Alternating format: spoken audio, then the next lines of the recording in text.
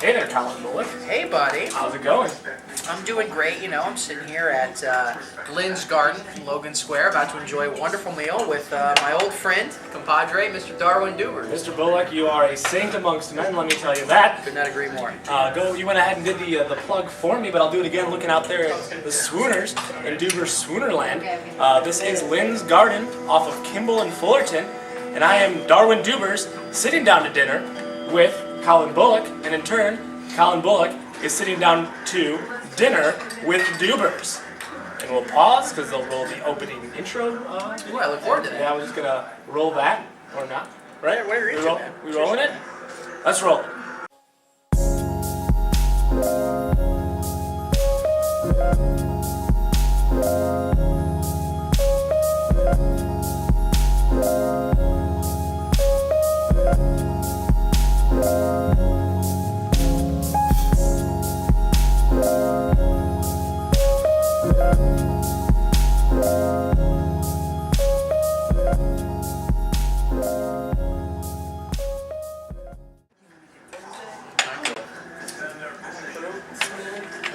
Ladies and gentlemen, I'm sitting with Collin Bullock once again, like I said, and we are doing this dinner. This is the first actual dinner that's being held at dinner hours. First of all, Collin, so congrats to actually picking a dinner time, an evening meal. It's going to be the first dinner that not only is at dinner hours, but actually grosses people out by the sheer amount of food. How fast I eat, very disgusting. Collin Bullock, fast, disgusting eater. You heard it from the horse's mouth, which he will be shoveling that egg drop soup into.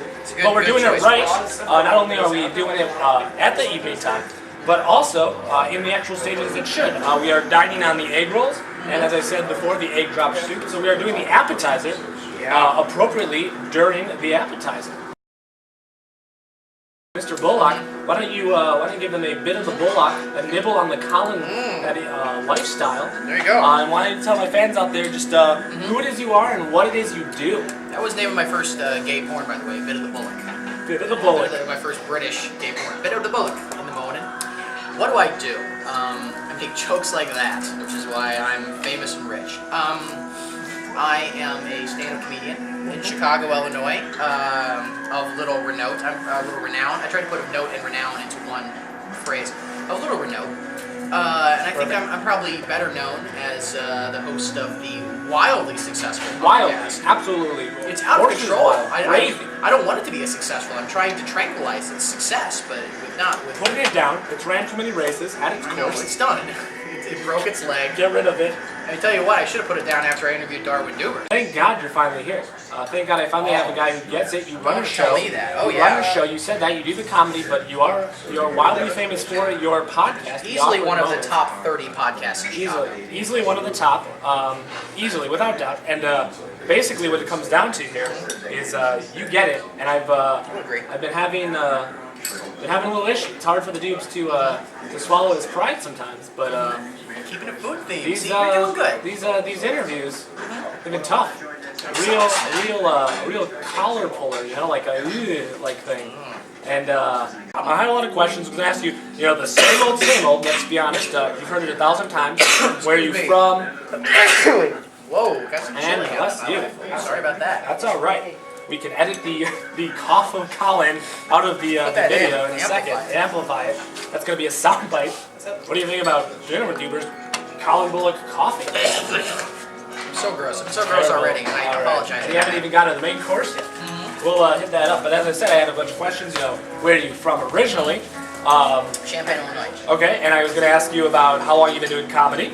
About 2 years. Right, and I was going to ask you what's your biggest accomplishment thus far in the comedy scene? Winning the vote to be on Dinner with Doobers. All right, there you go. So I was going to ask you those questions, but I say why not? Why bother? We got them quick bits, which is good. Pretty much the appetizer for you. The main course, though, I'm going to ask you a favor. Yeah, sure. I'm going to ask if you could help the dudes out. Oh, anytime, dudes. All right, excellent. Because we're gonna talk about your podcast. We're gonna talk about what's what. We got the food coming out, which is perfect timing. I could not have timed that any better. Ladies and gentlemen, as we get served our food, we're gonna jump into the main course, where Collin Bullock helps me, Darwin Doobers, master the art of the interview. Stick around. Main course coming at you. Collin, let's talk about, you are a host That's true. of the Awkward Moments podcast. That's Yes, sir. www.awkwardmomentspod.com. Absolutely. I got it right. I got a good memory. Duber's sharp as an elephant, as they say. Right? That's what they always say. Is that what they say? I don't know. That's what my grandfather with dementia used to say every day. What? Sharp as an elephant. I understand that. The Tojos are invading. I have a grandpa myself, Grandpa Fitzgerald Doobers, a little bit of a wacky dude, a little bit Really? off his proverbial rocker, but you know. Well, see, Darwin, I'm giving you some tips on being interviewed. So when you say something like, okay, I have a grandfather, he's off his rock or whatever, immediately I perk up and I'm like, okay, this is interesting. This is family drama. It's crazy. Right. I got to pursue this. So I would say something like, really?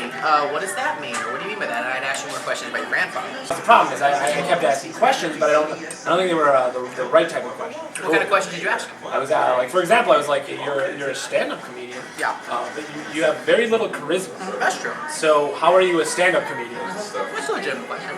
He didn't have an answer. He was upset. Yeah. I think that at that point you were attacking the guest, Darwin. You want the guest to open up, even if you have opinions about it. Right. You know what I'm saying? All right. So instead of saying like, Lane, charisma, what you can do is you can couch that by making it not about you and saying, Lane, there's a lot of rumors going around, I'm sure you've heard them. A lot of people are wondering, how can you be a comedian when you are the shittiest person to ever live at doing this? And then it's about other people, they're addressing it, and you can create an environment of like, hey, we're cool, we're in the know, these people are dicks. Alright, so lie.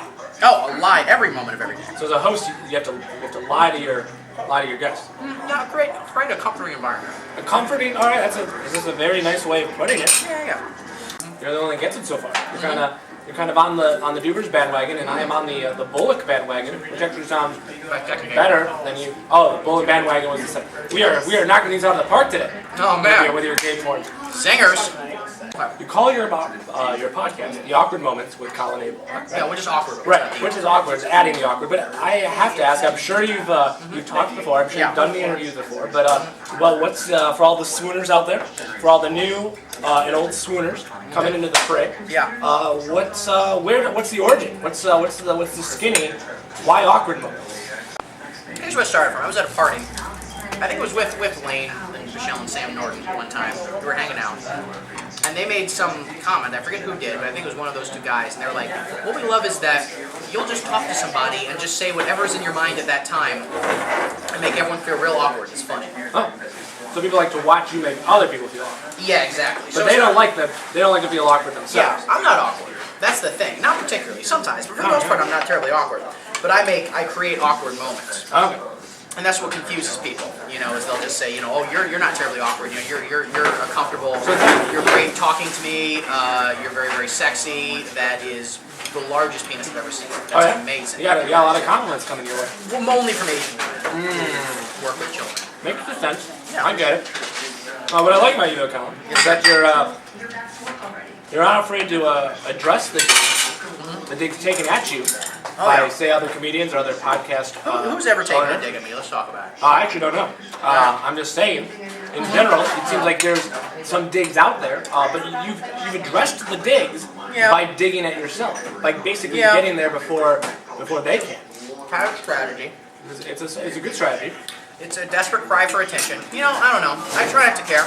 I know, you put stuff out there, people are going to have opinions, some of them negative and stuff like that, and I make it a goal. I don't always succeed.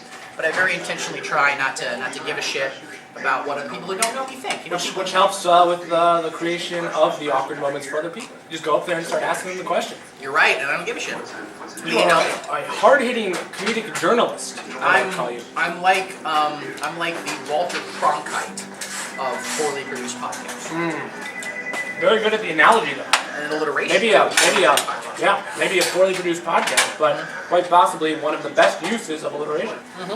You have an English degree. Let's talk about that for a second. Sure.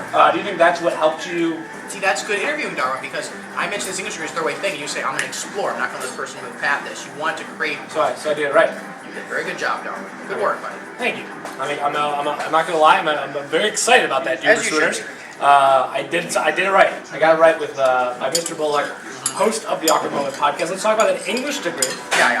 Do you feel like that helped you as far as the comedy and the podcasting goes, or not in the least? Helped you to do something because it was such a useless degree?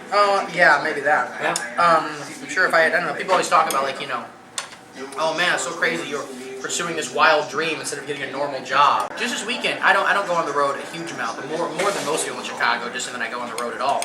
But like I was at like a club this weekend. It's like a C club up north. But I did half an hour of stand up and I made 100. C club like the ocean or C club like the great? Oh, like the great. Okay. It'd be better if it was like by the ocean. Right. Then you go fishing. What's that? You go fishing if it's by the ocean. Oh shit! If only. I said I was just fishing for laughs. It was. We're gonna edit that bad one out. That one's. I was saying I was working this C club. C club. Up north, and I got $130, in a hotel room for 30 minutes, and I'm like, if you extrapolate to the hour, that's like fucking doctor money. When I do a podcast, something I talk, oh, thank you, sir, I appreciate it. Used to do a podcast, talk about that. I post things on Facebook and stuff like that. And Big internet presence, big social media guy. Yeah, I'm a huge social media guy.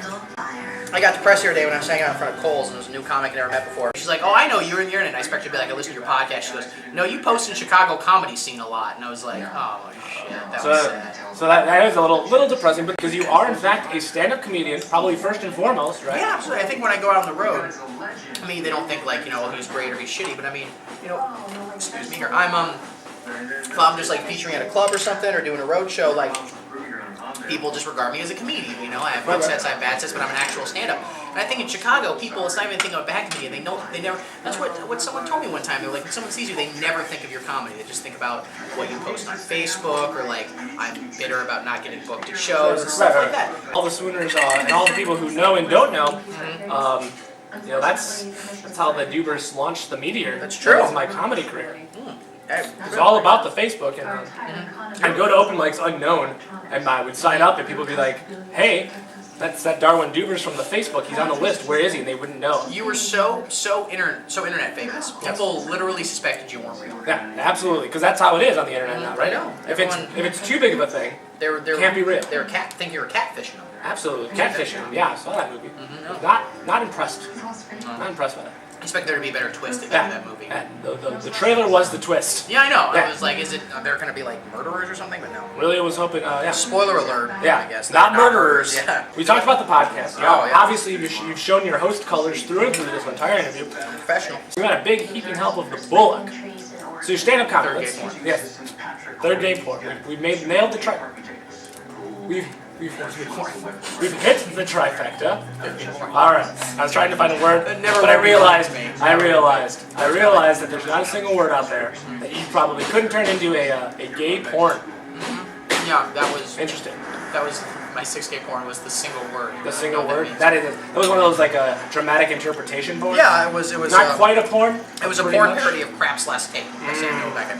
All right. If anyone else has an English degree, that was a literary joke for you. I don't think anyone out there has an English degree. Not gonna lie. Well, that makes me feel better about life. All right.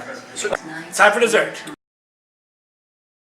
Obviously, you loved it. You love coming here. You recommended Lynn's Garden. Great food. Of course, Fullerton Kimball, Chicago. Yeah, excellent, great stuff. Been over that. So how about let's have a little of an actual dessert challenge. Oh, that sounds great. What I have here is a bag of 10 fortune cookies. Holy shit, that's a lot. I mean, you said you like to eat, right? Collin Bullock, you guys heard it. It's on tape. You love to eat. I've eaten a meal and a half, and they're both like family size. Can you fit? I'm gonna say we're gonna go with we'll be fair. We'll say half of these. At least 5 of these. I believe there's 10 in the bag. No problem. Can you fit 5 fortune cookies in your mouth at one time? Ladies and gentlemen, this is the first fortune cookie challenge here on Dinner with Doobers for Collin A. Bullock. Interesting fact, by the way, if you just walk into Lynn's Garden and ask them for 10 fortune cookies, they will just give it to you. Yeah. I mean, you'll pay. So I think it's $1.10 a cookie. 1, 2, 3, 4, and 5.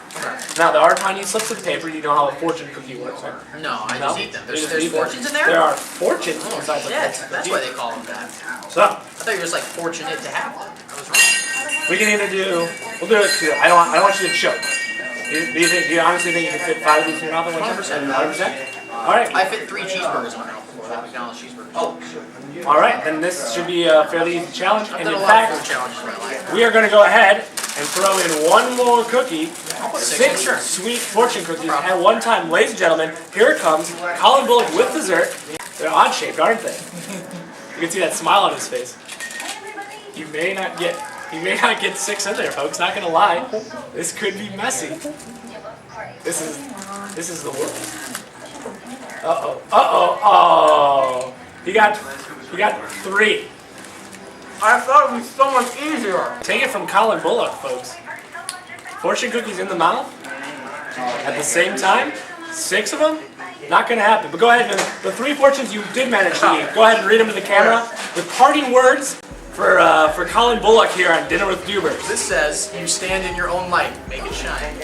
All right, so far so good. This says, being kind to others will bring rewards. All right.